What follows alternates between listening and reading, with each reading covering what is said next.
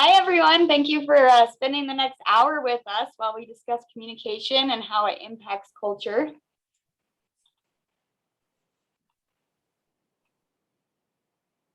So we're delighted you could join us for today's session, and we will start with a quick presentation of ourselves. Hi, my name is Christina Perry, and I am the Director of Organizational Learning at Peregrine Global Services. It's an interesting role, and I just wanted to talk to you a little bit about how communication impacts my role. I would say organizational learning, it's really more like being a detective within the organization. So my job involves analyzing trends, finding problems, gathering data to learn and see if we can smooth processes, improve engagement, that type of things. But part of it really has to do with more of the qualitative understanding of what's going on with people within the organization. And that's where the communication piece comes in. It really does involve listening to what people are saying, what they're not saying, making sure that this is the environment where we spend most of our time each day, that it's one that's conducive to bringing your authentic self to the table and sharing ideas. So I am a big proponent of open communication, and I'm glad that you're joining us today for this workshop. And I'm Sarah Bailey. I'm a client engagement specialist. My role is to build partnerships with our clients to make sure that they're taken care of once they are one of our clients. I work with a lot of prospects as well, so learning what their needs are and how we can help, how we can fill gaps. I work with a lot of students, so I do technical support. So I'm constantly dealing with communication and, being able to read people, read what their needs are. So I do a lot of communication throughout the day, and I really can't say any more about it. Yeah, well, I was thinking about that, Sarah, because you really do get I mean, you're there on the ground floor working with students that have problems, they're frustrated, they're calling, but you're also working with program directors, deans who are wanting to do the continuous improvement in their programs. So you really do get the spectrum of communication across different sorts of people. Yeah, it's all the way across. My entire job is communication. So, so I do a lot of it all day. Mm-hmm.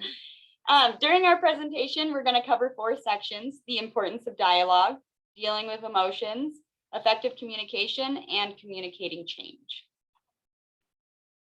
So we welcome you to participate in the webinar by responding to poll questions, asking questions, or making comments. Also, if you are attending this webinar for SHRM credit, your participation is noted, and you will receive a completion certificate to submit for 1 hour of continuing education. Those certificates will be mailed to you within 5 business days, so please keep an eye out for that. Yeah, thank you. And we do track all the registrations here and who's there, yes. So yeah, just keep an eye out for it. Yes. So what is the connection between culture and communication? We were just going to talk about that a little bit, right, Christina? Yeah, absolutely. Well, and like I mentioned in my introduction, when you think of the workplace, whether it's a virtual workplace where you're working at home, but you're interacting with your teammates virtually, or you're seeing people in the office every day, we spend more time with our colleagues than we do with our families, and then with our friends and loved ones. And so really having that sort of communication where you do have an open dialogue, you can be your authentic self, you can share the best of yourself with the people that you work with, is really important for building a culture where you have retention in the organization. You have a place where people want to be, where they feel engaged. So that's kind of what we're talking about here. Measures of productivity and efficiency are all well and good, but if you're constantly rotating people in and out because people don't feel like they can really be themselves there, you're not going to have that long sustainable culture. So what we wanted to look at today was the human element of organizational performance, for one, and just how that contributes to a better quality of life for all concerned. Right.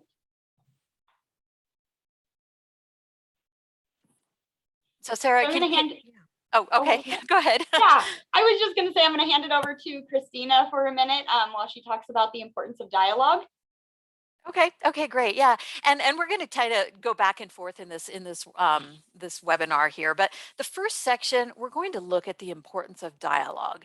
And I want you to do something for me. I want you to think about best conversations you've had in your life.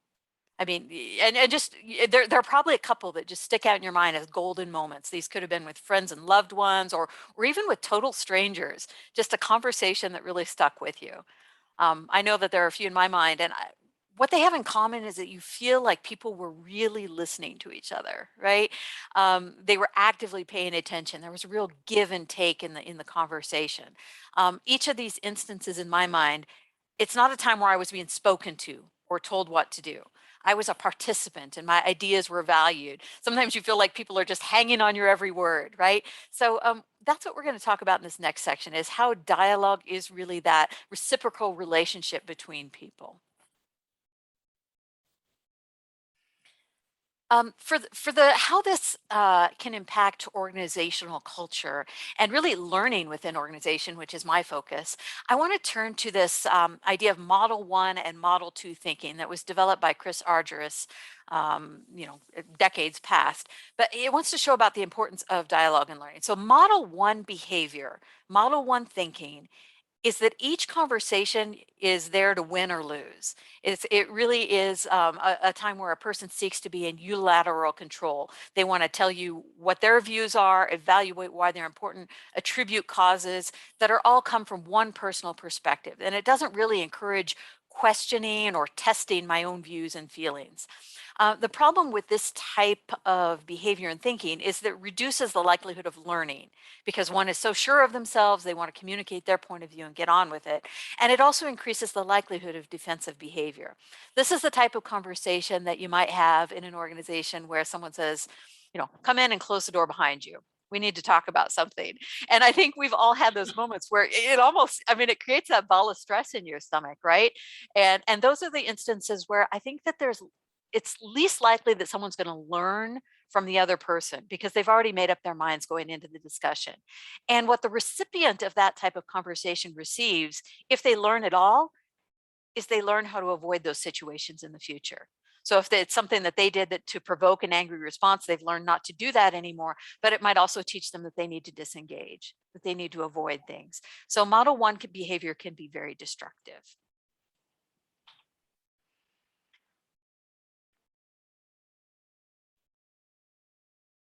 In the next type of thinking that I want to talk about, the Model Two behavior, in this, the governing values are valid information or validatable information, things that you can explore together.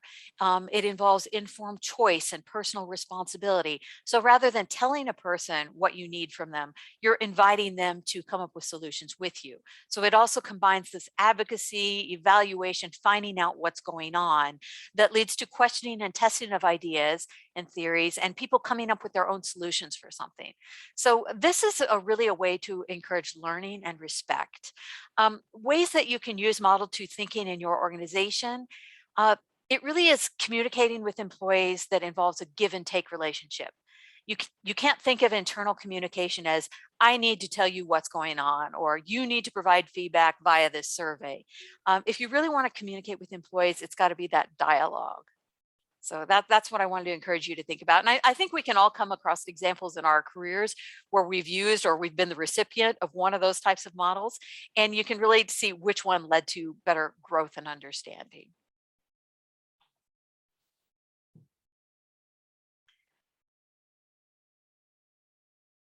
So in this next slide that's coming up here, we're going to look at a few ways to encourage dialogue in the workplace.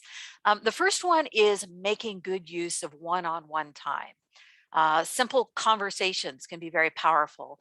I try to interact with as many employees in my organization every day as possible, even if it's just to say good morning. So I know this is kind of silly and Sarah will know this. I'm on the north side of the building. She's on the south side of the building. We're not that far apart, but I have a big water bottle that I go and I walk the hallways, go all the way around to the water cooler, make sure to check in with everybody every day, see what's going on, and just have that kind of connection. So, that's one way to encourage dialogue so that if people need to talk to me, that gives them the opening too. The second one is to be there. This is kind of combines the water cooler talk, but getting out of your office, talking to people where they are, whether, instead of inviting them to come over to my office or meeting in a conference room, go to a neutral location. This can be the hallway or, sometimes I just ask people, do you want to take a walk around the block with me? It's sunny out. It's a beautiful day. Can we just get out of the office for 5 minutes? And it makes it easier to connect when it's in more of a neutral environment where you get their ideas of what's going on. And then finally, the ones that we wanted to talk about is rather than just this simple get to know each other dialogue, is making extra effort for big changes. Sometimes there are special situations where you have to open lines of communication in new ways, just really keep them open wide. And this can be done, if you're having an organizational change where something big is going on, say you're moving to a hybrid workspace or, something like that. You might have town hall meetings within your organization where you get everyone's feedback. You can collect and answer questions via surveys, polls, that type of things. You can push out information in email blasts once a week, but just make sure that people have a way to know what's going on whenever there are big changes.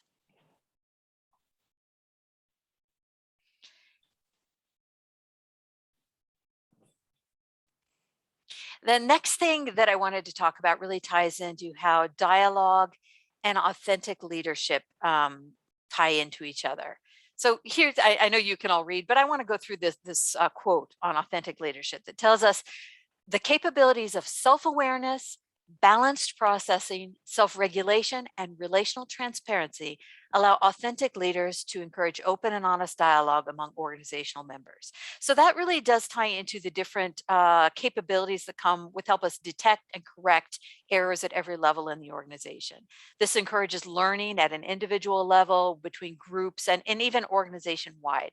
So that's kind of the next thing that we're going to talk about in these slides is self-awareness. That ties into our emotional intelligence of, do we recognize our own emotions and those in others? Can we process them in a way that allows us to understand that not everything merits a quick reaction, regulate those emotions, and then allow other people to be very open about who they really are? The next thing that I wanted to bring up is just, and rather than launch a poll, I just want to bring this up as sort of a rhetorical question that you consider, and then maybe Sarah and I can discuss it a little bit. But there can be barriers to dialogue in your workplace, and here are a few of them that I came up with. One is there's a rigid hierarchy, that there's, you have really strict lines of communication, who you can talk to and who you don't. There can be physical distance between colleagues. For example, Sarah and I are only, 50 feet apart across the building, maybe a little bit more. I'm a bad judge of distance, but I also have colleagues that are in Tokyo or in Paris or in DC area. So does that distance prevent you from connecting with them? Maybe there's not enough time in the day, you're too busy, or sometimes there are confrontations or conflicts that make it uncomfortable and they tend to make people avoid each other. So, Sarah, have you had any experience where one of those seems to be a bigger barrier for you to having dialogue? So not enough time is a big one for me. We have a lot of projects, a lot of things, a lot of clients, and I want to make sure that I'm meeting our clients' needs. And sometimes I focus more on our external clients rather than our internal clients, and our internal clients would be each other, and building those relationships and remembering that you are just, right across the building from me. And sometimes I don't even see you unless you walk over here, and I don't make the effort to go outside of my office because I just get too busy. So that's a big Yeah. one for me. Yeah, I was thinking about that too, because I'll share with our audience here. Last week, we have a once a week meeting with all of the client facing members of our organization to, discuss strategies, plans, projects, that type of thing. But last week we changed it and we just did a team building activity for an hour where we did a trivia time.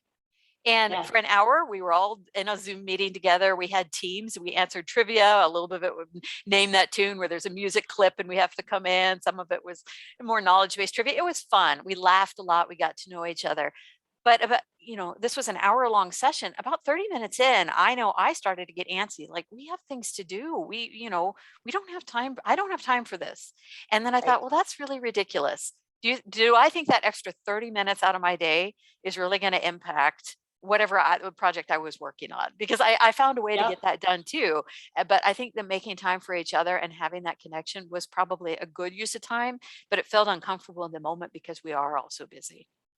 Right. And you don't want, for me, it's like, well, if I take the time to do that and then maybe somebody sees me doing that or sees Mm, me talking to someone in the hallway and I don't get something done, then it's going to come back to, well, you were talking to someone in the hallway and you could have been doing, and so yeah. it's just that it's that fear that I have. And a lot of it is self-induced, and just communicating that, hey, I need to just take 10 minutes and go walk around the office. And that's a Mhm. big one too, is that physical activity of getting up and leaving my office and taking a walk. I really made a point to do that a while ago, and I've stopped doing that because I just feel so busy. And that really was a communication time, because I would do it with a couple of my, colleagues. We'd get up and we'd go for a walk, and it was wonderful.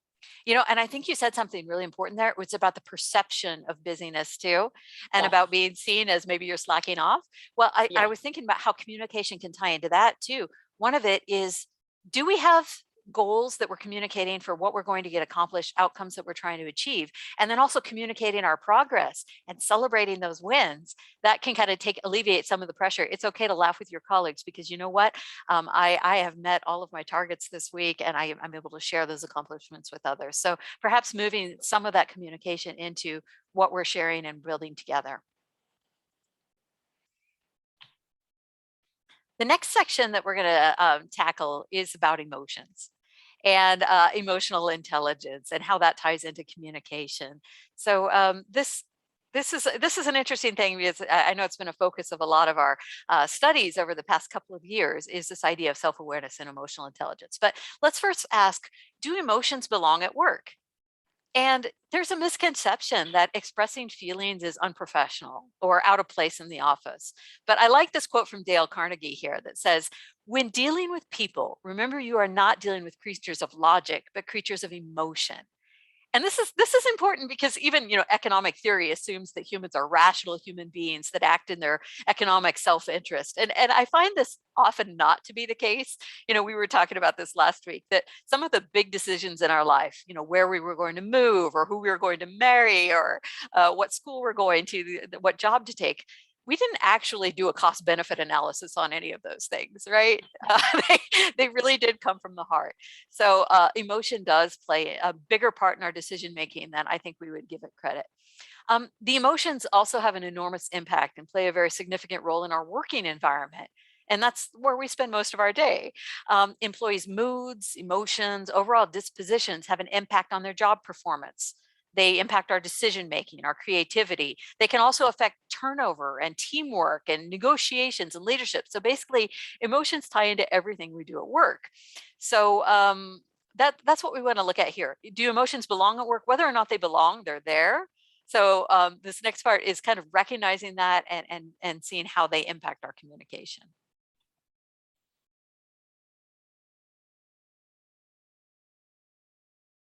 So as I was just saying, we've established there's no way of escaping emotions in the workplace.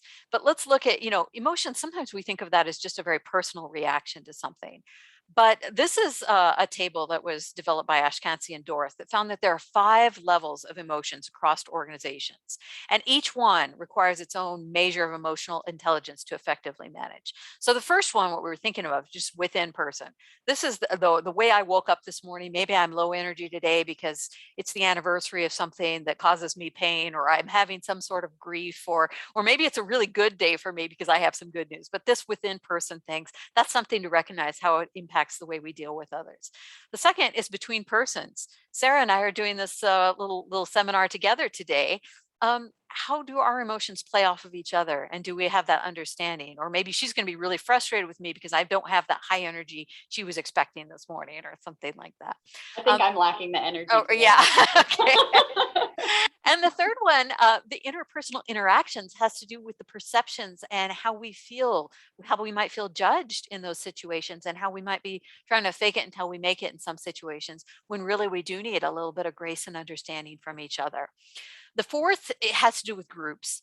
And knowing how different groups respond to each other. There can also be sort of in groups and out groups within organization, where you associate more closely with your team and you have a preference for those people, and you might see others negatively.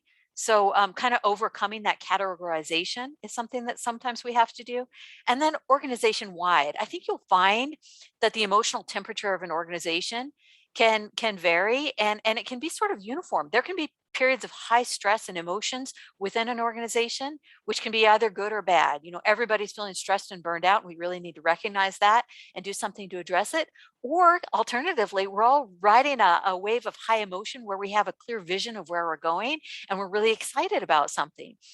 So those are ways that you can recognize emotions on personal levels, group levels, and then organization levels, and try to diagnose and respond to those in appropriate ways. The next thing we're going to look at is how emotional intelligence benefits organizations across many levels. We mentioned this earlier, that it can yield better communication and collaboration, but also can reduce harassment incidents. Sorry, I jumped over my tongue. But also, improve how employees work together, their satisfaction, and also internal and external customer satisfaction. So let's look at this table here. This was developed by Daniel Goldman back in 1995 when he first began work on emotional intelligence. And it looks at these different domains. So most people have varying levels and strength across each of these areas. For example, you could potentially be very self-aware, but struggle with emotional control when faced with conflict. I know this is how I am, but I'll be danged if I can do anything to change it, right? Or you could be very empathetic, but struggle to stay positive. And I know, Sarah, you've mentioned that too. When you feel others' emotions, sometimes those can weigh you down. So Absolutely. the most important competency you can achieve is emotional self-awareness, because once you become skilled at looking at yourself within, you can begin to understand and develop other competencies that lead to high emotional intelligence. So working on the self-awareness first, what's going on with me, can lead to that self-management, and then awareness in others, and then managing those relationships. So that's kind of my discussion on the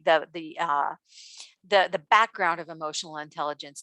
Next, we're going to kind of look into application of those emotions, and Sarah's going to guide us through that. So we'll have a quick little discussion here about what is a time that you used or did not use emotional intelligence in the workplace, and what was the result? I want our audience to think about that themselves, and this can be uncomfortable, right? This is looking at times where we kind of screwed things up with someone else, or alternatively where we were able to bridge a gap. So Sarah, any stories from you? Yeah, so mine is being able to read a room. So like Christina, you mentioned that I am super empathetic. It's one of my number one strengths. But also I like to laugh a lot. I like to have fun. And it can be hard for me because I really have to be able to read a room, during a meeting. When is a good time to make a joke? When is a good time to laugh? And when is it just not okay? And I've had to bump my head a lot doing that, laughing at the wrong time or something like that. I'm the person who, like would, be in a courtroom and laugh, and it's just totally inappropriate. So That is kind of funny. And for me, I would say the opposite is that I feel a lot of pressure to be perceived in a certain way. And that means being engaged, being positive, not criticizing. right. And sometimes it means biting my tongue when I would really rather say something. But you know, uh, it can lead to inauthentic. You know what I'm trying to say? Being inauthentic. I am just stumbling over my tongue today. But when you feel that you do have to maintain a certain facade, and that is Right. not really emotionally intelligent, because and sometimes it'll cause me to button down. And I've actually had people come to me afterwards and say, "You were really quiet in that meeting. What didn't you say?" And that has actually been where I've been the recipient of emotional intelligence on the part of someone else, where they've come in and seen, "You seem really subdued. What's on your mind? What's going on?" And then where I can raise concerns, where I might have felt like I was afraid to contradict something someone else was saying. But having the knowledge of myself to say, okay, I do have something to bring up. How can I do this in a way that's constructive? So that's a real fine bridge to cross. Yeah, and I've had that happen too, where I've sat in a meeting and I really wanted to say something, but I didn't, out of fear, being judged, saying the wrong thing. And so I really didn't feel like in that moment I could be my authentic self. And it does stop me a lot of times from saying, the answer that I knew the right answer to. Mhm, It's like someone asked a question and I'm like, I know that answer, but I'm not going to say it because I just don't feel comfortable enough. mhm. And it actually stunts my growth, Yeah. because I'm not able to really to speak my mind. And so finding that, like you said, bridging that gap is a Well, and maybe one way to do that is that when we're in meetings or when we're looking, rather than looking for voices that are going to confirm what we already think, right. maybe we can actively invite someone to share an alternative perspective. I think that Right. that would really foster communication, to say, okay, well, we've heard about the advantages of this route. Can someone think of another, something that we might want to be aware of? And that would open discussion. Now that's probably not appropriate in every situation where decisions are already made, but that can certainly get more people involved if they have things that they might want to say but are afraid to. Yeah, and I think one of the hard things too is sometimes I feel and this could just be a personal thing, but I feel like somebody's asking a question when they already know they're asking a question and they already know what they want to hear and they already know the answer. And so I'm like, are you asking me because you truly want to know, or are you asking me because you already know the answer? And so Right. that's a really hard one for me to know when that is. And so I just rather be quiet. And then I'm Yeah. like, oh, I should have said that. And I always regret that. And I'm working on it. So, Well, that is a good point, though, to ask questions when you really want to know. right. Okay. So let's discuss 4 steps to communicate with emotional intelligence. So the first is analyze yourself. Be mindful of your own emotions and how you respond to different emotional situations, and being honest with yourself to determine your strengths and weaknesses and how they might affect others. So, for me, empathy is my strength. And I also need to know that I might give that vibe off to other people. I might know when they're not feeling well. And so then I kind of feed off of that. So just being mindful of those strengths and weaknesses, and then work to take responsibility for all of your actions. I did that and I apologize. So walking up to somebody and letting them know that you did something wrong, or that, hey, I did something really well too. Be open-minded and stay positive in different business scenarios. And then really listening.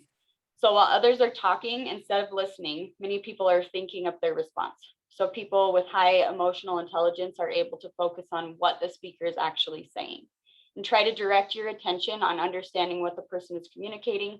Summarize what you think and what you think that you heard the speaker say, and ask him or her questions to clarify if needed.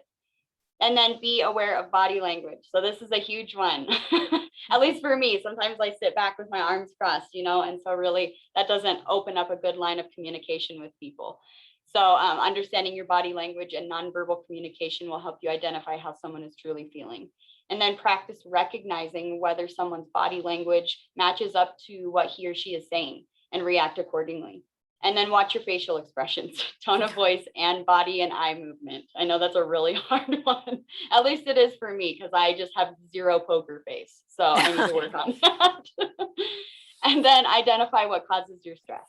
So whether it's an overload of work or sick children at home, there's a number of factors that can cause us stress. Identify the things that cause you the most stress, and recognize that you hold the power to bring yourself back to a calm state of mind. And then practice constructive coping mechanisms like exercise and meditation, and things that just bring down your stress levels when they're running high, and avoid taking stress out on other people. And sometimes we don't even notice that we're taking our stress out on other people, so just being self-aware is very important when it comes to communication.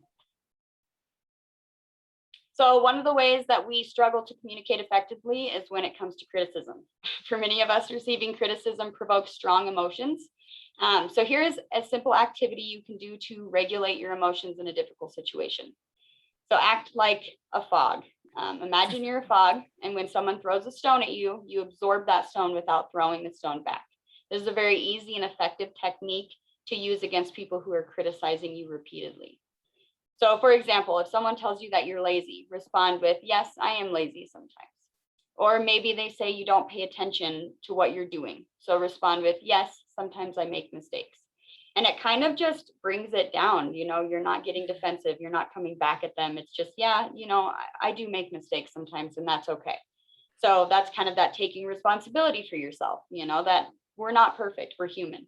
And then by taking the criticism, but not taking it personally or into your heart, you'll find that you can diffuse the person criticizing you. So you can practice this by partnering with somebody. Maybe I'll get with Christina and say, hey, I don't take criticism well. So can we just do a couple exercises? And I think that'll help you get more comfortable in situations where someone might criticize you. That's interesting. That kind of does take that model 1, model 2 thinking, where if someone comes at you with the I'm going to tell you what's wrong, and you're going, that rather than making it a win-lose situation, you can accept, and then what can I do with that? The kind of the yes and Yeah, and I think a moving lot of people, forward. they don't expect that. They're expecting Right. you to get defensive and kind of have that conflict. And so when you diffuse the conflict, and then they're like, oh, okay, and it might help them to talk to you in a different way too. Well, it does provoke a fight or flight response usually. Either people are going to get defensive, or they're going to withdraw and shut down. So by doing neither, yeah, that you really are inviting that learning space. Yeah. So as we talked about emotions in the workplace, this is a quote from Carl Jung that really spoke to me. There's no change from darkness to light or from inertia to movement without emotion. Right. It's okay. It's all right. So this next section is on effective communication.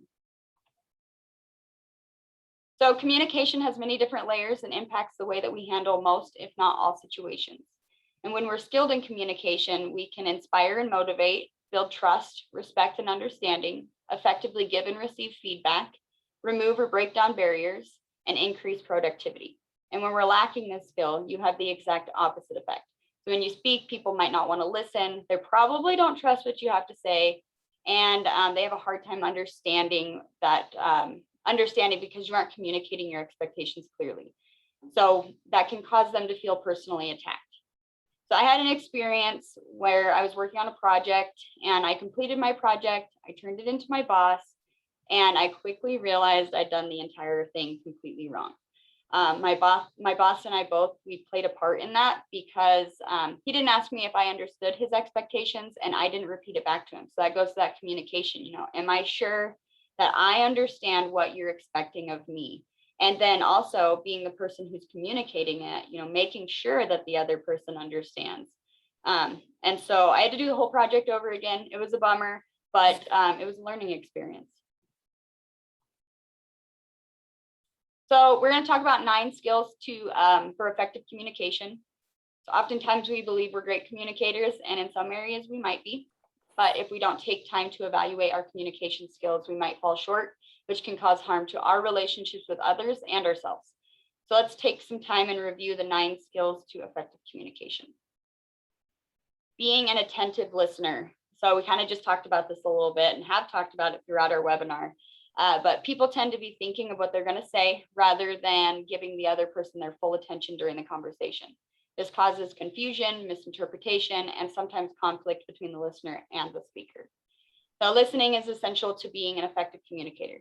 People who are actively engaged in listening understand what the other person is trying to say, even if the speaker is not delivering the message clearly. And when you're actively listening, you may be able to identify the current mood of a speaker and build a deeper connection. To be an attentive listener, make eye contact with the speaker and focus on their expressions and words.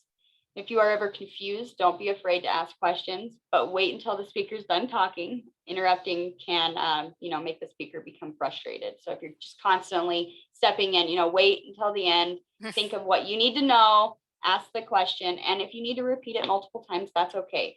The main point is just knowing that you understand what the speaker's telling you. Sarah, without interrupting, that is a really hard one. I know because our culture is one where, you jump into a conversation, right? Yeah. But that can be, that can vary across cultures. And for some people, that's actually very rude. I think it's varying degrees of incourtesy, but discourtesy, but not just not interrupting, but actually waiting a moment for a person to finish their thought before jumping in. You're going to get a lot more information from the person.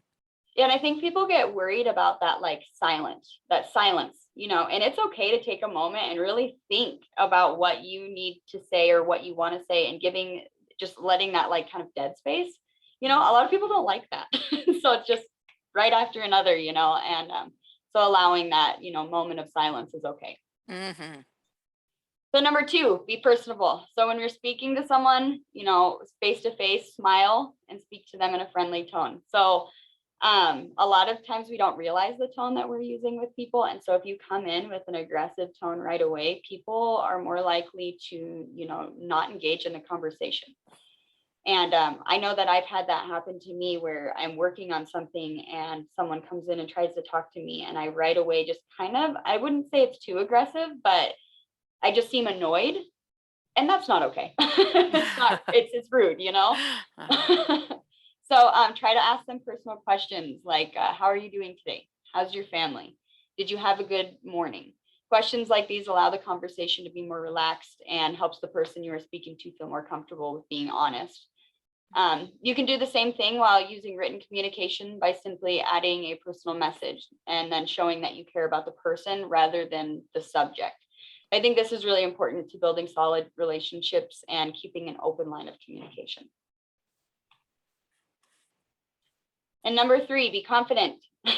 I struggle with this one, I'm like, oh, they might be smarter than me or something like that. So good communication skills and confidence, they're kind of like peanut butter and jelly, right? And I feel like Christina might laugh because peanut butter and jelly, but as you build your confidence, confidence is peanut butter and jelly, right? Okay. I'm not sure I get the metaphor, but carry on. So as you build your confidence, your communication skills improve. So being confident gives you the ability to speak freely without fear of what others might think of you. It also helps you reduce anxiety within yourself and others. And it's important to stay in tune with your thoughts and feelings while you're communicating. So worrying or criticizing yourself reduces your confidence and your ability to communicate. When you recognize negative thoughts, replace them with positive and encouraging thoughts. Doing so supports you in your tasks and gives you the confidence you need to thrive. And number 4, be clear and concise. So do your best to be direct, clear, and concise, and get your message across using as few words as possible. Using an excessive number of words while communicating can cause the listener to lose focus or misinterpret your message. And before approaching the conversation, give some thoughts as to the message that you want to convey. This will prevent you from rambling or causing confusion. Right. Number 5, be aware of nonverbal communication. So we kind of just talked about that a little bit. The words that we choose, they only make up roughly 7% of the message that's being delivered, which makes nonverbal communication more crucial. So your body language should help convey your words. For example, your hand gestures, ensuring eye contact, posture, and the tone of your voice. If you're relaxed and have a friendly tone, people are more likely to speak openly with you. And also just gives the importance that you recognize the nonverbal signs being displayed by other people. So when you're talking to somebody, you're more likely to understand what they're trying to say based on their nonverbal cues. And then, make adjustments as needed throughout the course of the conversation to avoid conflict. If you see somebody getting upset, they're crossing their arms, try to diffuse the situation.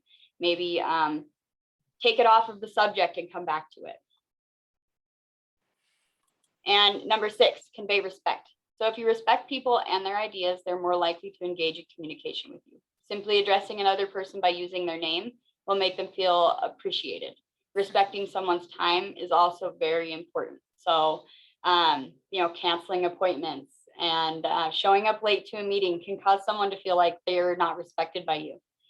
If communicating via telephone, always keep focused on the conversation and avoid being distracted in any way. That's a hard thing to do. You might be answering your phone, you might be doing something else, and you might miss an important message that's being conveyed. And then when communicating in person, just be sure to put your phone away and give the person you're speaking to your full attention. I know that's something that we do in a lot of our meetings here, is it's like, don't bring your phone to a meeting because we're constantly looking, oh, I got an email, oh, my husband texted me, something like that. So just put it away, give your full attention. And number 7, always have an open mind. So approach every conversation with a flexible, open mind. And this isn't always easy to achieve, but it's very important to communicating effectively. So letting go of control, challenge your current beliefs by letting go of control and experience new ideas and thoughts. Be honest enough to admit that you don't have all of the answers, and accept change. Opening up your mind to new ideas enables you to change what you think and how you view the world. And then, make mistakes. So it's okay to make mistakes. So when you see things from another person's perspective, you gain the opportunity to fail and learn. And then giving and receiving feedback. So feedback is a way to let people know how effective they are and what they are trying to accomplish or how they affect you. It provides a way for people to learn how they affect the world around them. And it helps us to become more effective. So if we know how other people see us, we can overcome problems and how we communicate and interact with them. And of course, there are 2 sides to feedback, giving it and receiving it. So in giving feedback, it is important to find the right time and to take your time to think through what you're going to say. Giving feedback in front of a group of people or just passing by in the hallway can cause conflict between you and the person you're speaking to. And that's also like drive-by praise. When you're walking past somebody's office and you say, oh, good job, that doesn't really feel authentic. It doesn't really feel like, oh yeah, I really did a good job. So being specific about what you're addressing, and if possible, try to just address one thing at a time. So if you say negative feedback and dump it on someone, they can feel attacked and get defensive. And it's best to not assume that you know how somebody feels. Take the time and ask them how they feel. And one of the most important things that I've learned about feedback is asking the person, or people in your office, how do you like to receive negative and positive feedback? So this will give you a little bit of guidance when you need to address situations that require feedback. Mm-hmm. And then when receiving feedback, welcome constructive feedback. Try not to justify your position or get defensive, and accept what you need and leave the rest. It can be easy to dwell on the negatives and carry it for days. That's something that I do with being an empathetic person. If somebody tells me something, I'm going to just think about it and think about how I can change it. And sometimes all I need to do is just know that I could have, done better. And so not dwelling on that. And then just do your best to find the areas where you can make changes and use those areas for improvement and growth. And always evaluate the feedback before responding. So letting that moment of silence, don't just come back right away. Really think about it.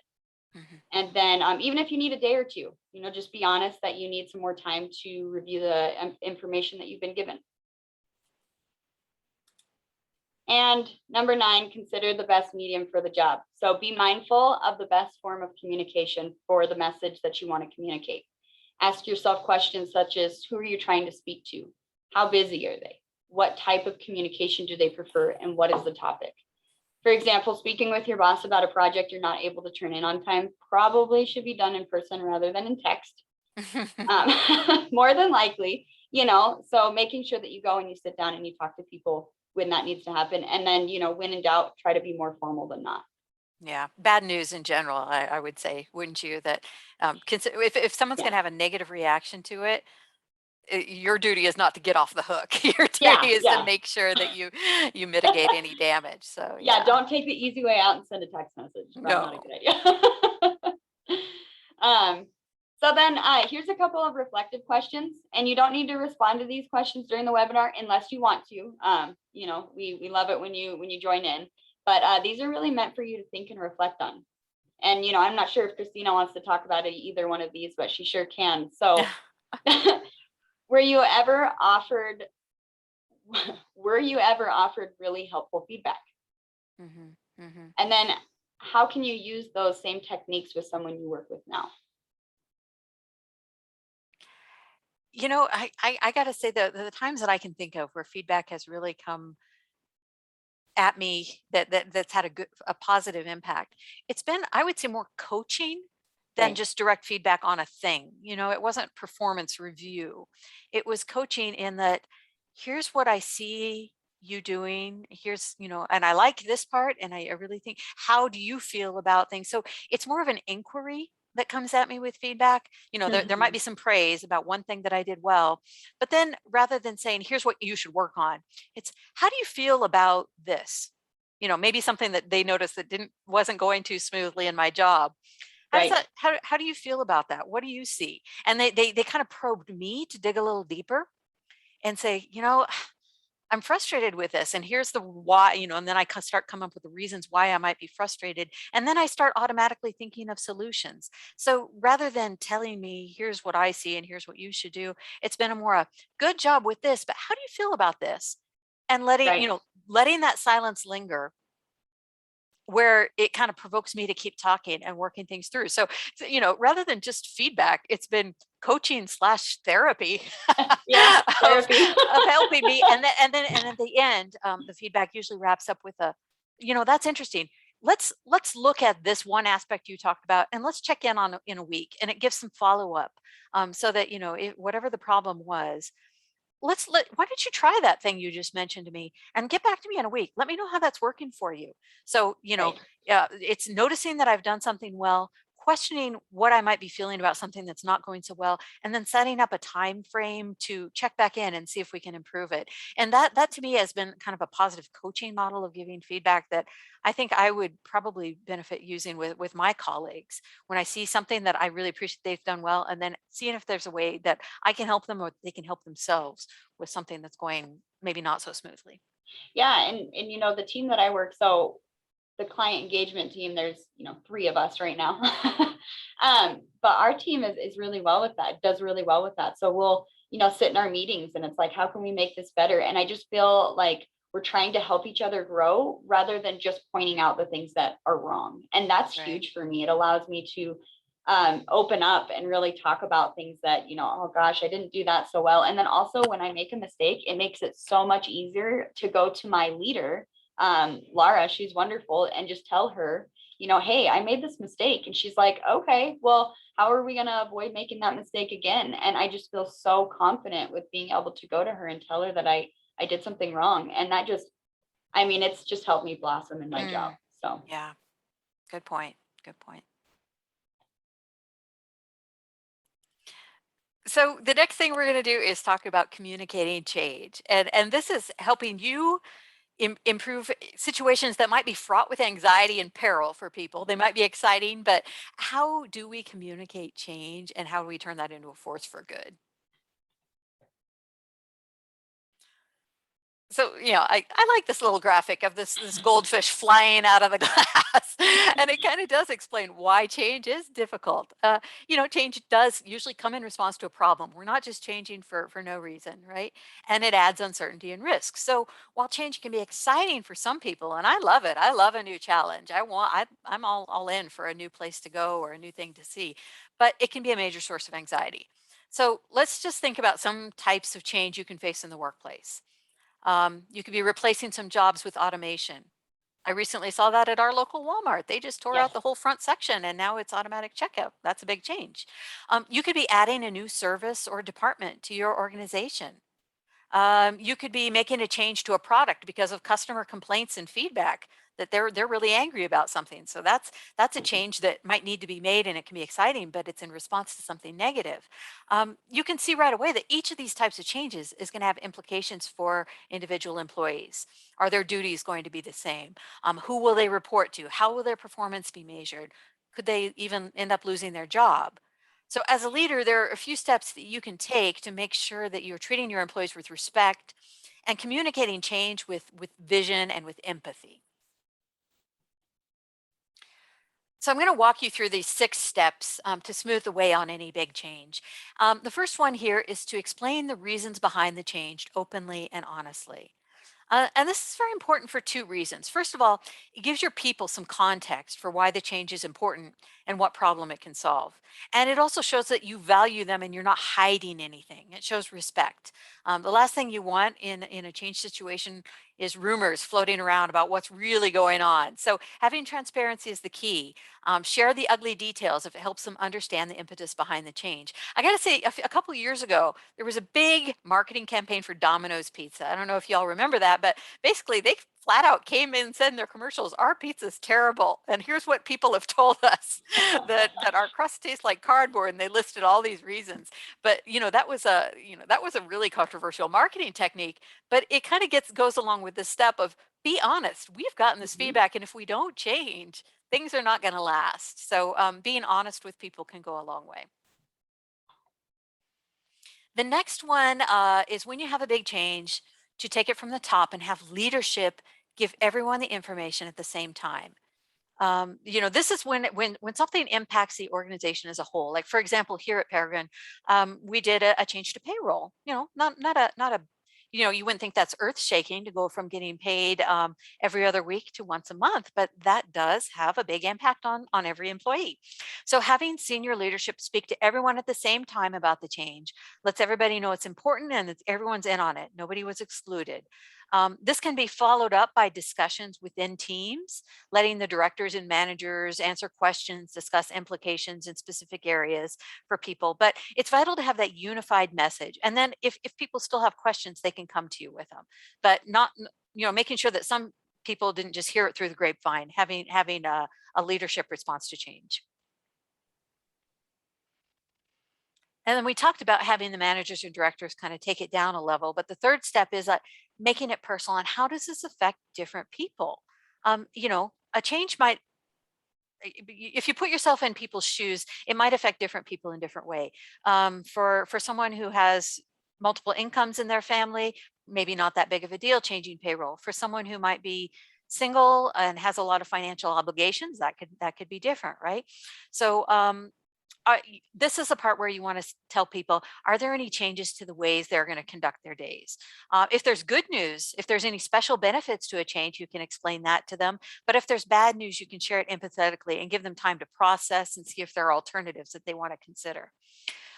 For another example, outside the payroll one, I want to talk about maybe you're starting to outsource some parts of work that was previously done in-house.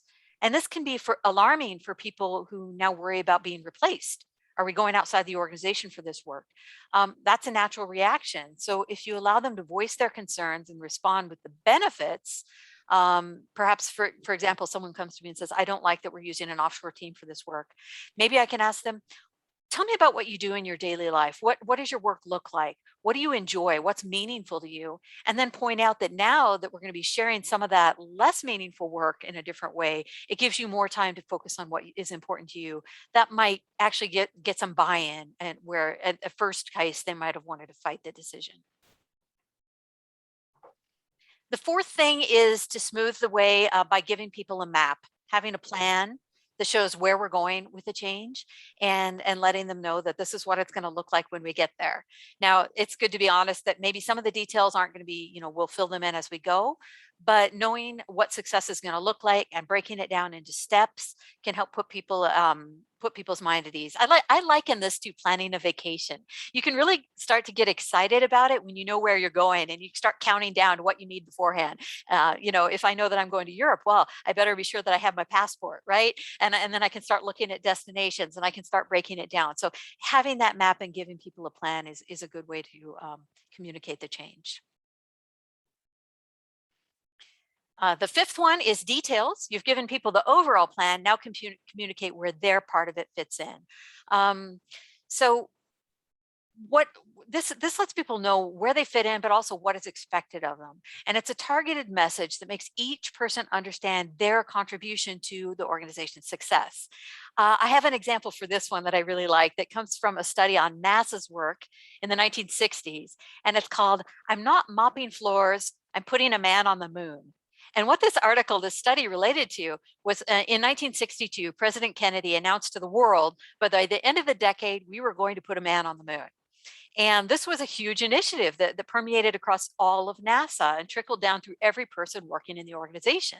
So that by the time Neil Armstrong and Buzz Aldrin landed on the moon in 1969, even the janitors understood their part in the mission of how they were succeeding in getting a man on the moon.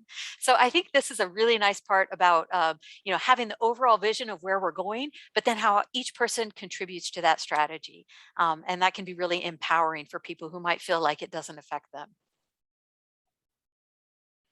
And then the final thing here is to listen and respond and let communication flow in both ways. We've hit on this throughout the webinar today, but it can be really tempting to just give everyone the reasons and the marching orders and then move on to the next item on the agenda. But letting others have a say, voice their concerns, ask questions, provide feedback, all of that is really critical to making them feel that they're a part of the change and not just that change is something that's happening to them. This can be in meetings that are dedicated to a change, but they can also be, just one-on-one conversations that you're having throughout the organization, or different ways that you've set up feedback structures and letting people know that they're a part of it. And if they have any questions, you're there to answer them. So those are really the 6 steps that I wanted to talk about when you do have a change coming up, is communicating it, first of all, from the top, then how it impacts people, letting them know the overall plan and where they fit in, and then allowing people to give you feedback. So we're winding down the last 5 minutes of our webinar here, and I'm just going to finish up with, if you are interested in improving your own communication skills or introducing some tools for your workforce, Peregrine does offer a selection of online modules, and I'm just going to give you a real quick description of what some of those are.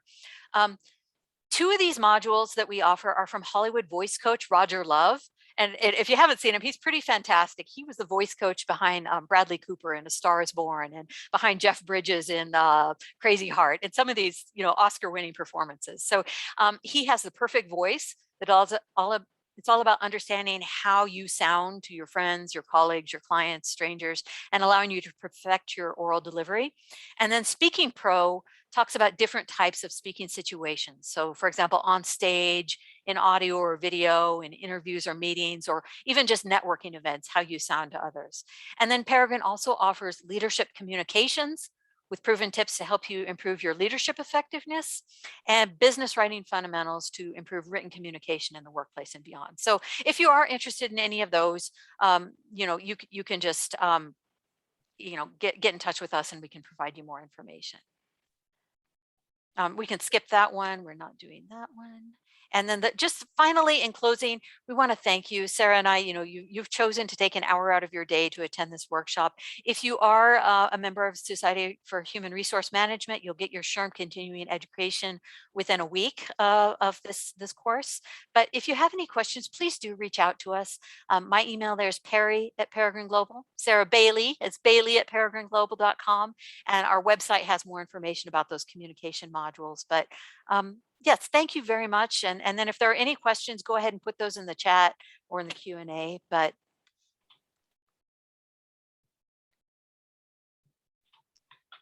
well, thank you. Thank you very much for sticking with us.